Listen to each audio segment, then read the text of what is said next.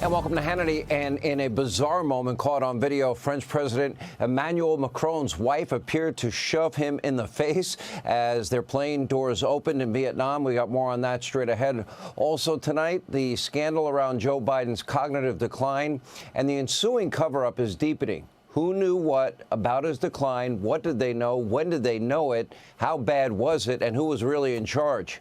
You deserve answers. And bombshell revelations from Jake Tapper and Alex Thompson's new book are showing just how far the Biden administration and people around Joe went to go to hide his decline from the American public. According to the book, one Biden aide admitting the White House staff, quote, acted undemocratically because of their hatred for President Trump.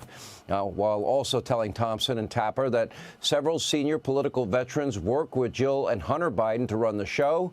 Now, sitting down with Fox News' Shannon Bream on Sunday, Thompson addressed these bombshell revelations. Let's take a look. These aides were not even Senate-confirmed aides. These are White House aides. These were unelected people. And one of the things that really, I think, comes out in our reporting here is that if you believe, and I think a lot of these people do sincerely believe, that Donald Trump was and is an existential threat to democracy, you can rationalize anything, including sometimes doing undemocratic things. Wait, didn't Jake Tapper say that Laura Trump was making fun of his stutter? Nobody ever talked about Joe's stutter.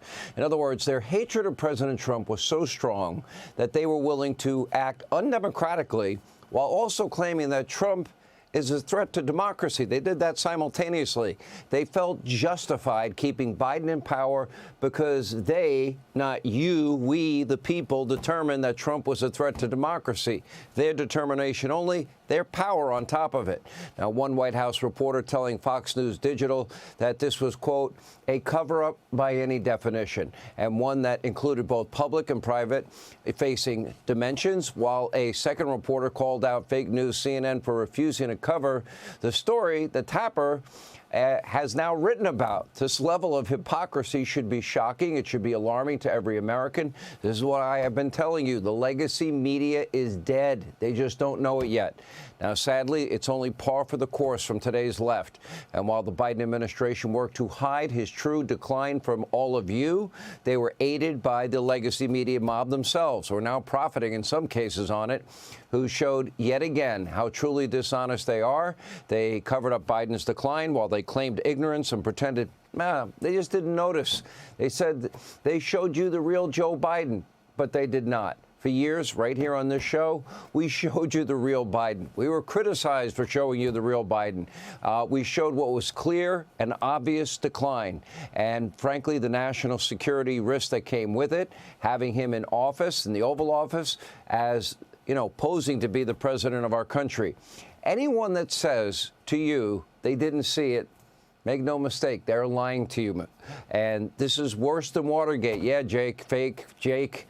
It's worse than Watergate. This was a clear and present danger to the entire country. Not really funny. Who was in charge? A few unelected Trump haters usurping all presidential authority and the media claiming to not see the obvious? Now, that's beyond a threat to democracy.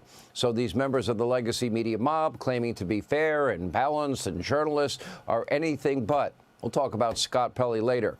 And their agenda has now forever been revealed, and they have lost the trust, rightly so, of the American people that ignored them all throughout the 2024 campaign and are ignoring them today.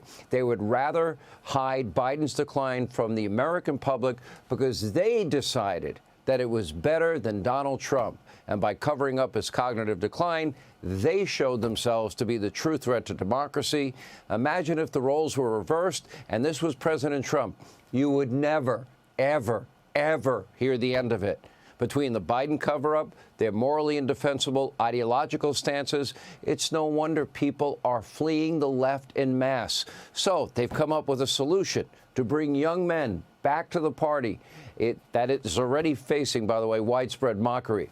They are spending a whopping $20 million on a bizarre American men's study to try and recover their losses from November.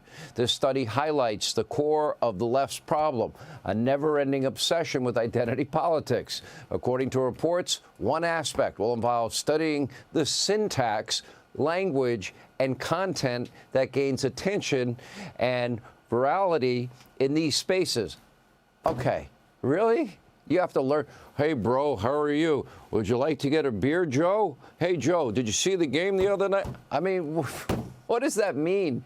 Well, also advising, rolling out these pro-democratic ads. They want to put them in video games because young men, they think, play video games, and they would care about the commercial that they're running during their video game, which they will find annoying in all likelihood.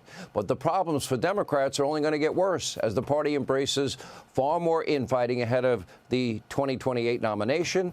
Even The Atlantic is sounding the alarm about the incoming political civil war in the Democratic Party. In an interview with the Wall Street Journal, former Chicago Mayor Ron Rombo Deadfish Emanuel, he's back. He called the Democratic Party weak and woke. This is the same guy. He served 2 terms as mayor of Chicago. He did not lift a finger to address the never-ending violence in Chicago. Certainly didn't fix it, but now appears to be laying the groundwork for a run in 2028. He is going to run to the center. All right, fair enough, except it does not coincide with the reality of his political life. But the radical left continues to dominate the party. Look at this new poll. Squad member AOC would absolutely trounce Chucky Schumer by 21 points in a New York primary. Run, AOC, run. And right now, the loudest voice in the Democratic Party is Jasmine Crockett. We like Jasmine Crockett on the show because she makes the Democrats look so great and continues to make headlines for all the wrong reasons. Here's what she said following President Trump's speech at West Point. Take a look. I mean, he literally sounds like someone who is broken out of the insane asylum. Like, he just be all over the place. Like, get him some ADHD medicine, if nothing else, because I don't know where he's ever going to go. It is time for Republicans to start calling him out and start questioning his mental acuity and whether or not he is equipped to serve mentally. We know when it comes down to his criminality, he is not qualified to serve. But this is just absolutely deplorable. Talk about mental acuity. That's the leader of the new Democratic radicalized party. That party is flailing, but don't worry, Politico has a solution. In a bizarre piece, the outlet is fantasizing about what a left-wing shadow cabinet would look like. Some of the heavy hitters the outlet claims could save the party include, you can't really make this up, Jon Stewart, Giselle Fetterman, Mark Cuban. This is a party that is on life support, and a fake shadow cabinet will do nothing to change the fact that they had a chance to stand up, for example, for women's sports and not allow men to play in women's sports, but they became the champion of men playing women's sports and allowing them in locker rooms. They had a chance to stop the invasion at our southern border. We have, anywhere between 14 and 20 million unvetted Biden-Harris illegals, known terrorists, rapists, murderers, gang members, cartel members. But they chose Kamala Harris, and she wanted to give taxpayer-funded sex change operations to illegals. Her running mate wanted taxpayer-funded college scholarships to illegals. They all covered up for Joe Biden, and the self-inflicted damage the Democratic Party has done to itself, it cannot be undone. Now, while the media mob tries to clean up its role in the Biden cover-up and the left tries to learn how to talk to men, can you imagine $20 million to learn how to talk to men? We do have some encouraging news to bring you tonight because it's only been 4 months since President Trump took office. And look at this. The economy is booming. Consumer confidence just made its largest jump in 4 years amid a trade truce with China. Gas prices hit a 4-year low last week ahead of the Memorial Day weekend. Hey, Sean Hannity here. Hey, click here to subscribe to Fox News YouTube page and catch our hottest interviews and most compelling analysis. You will not get it anywhere else.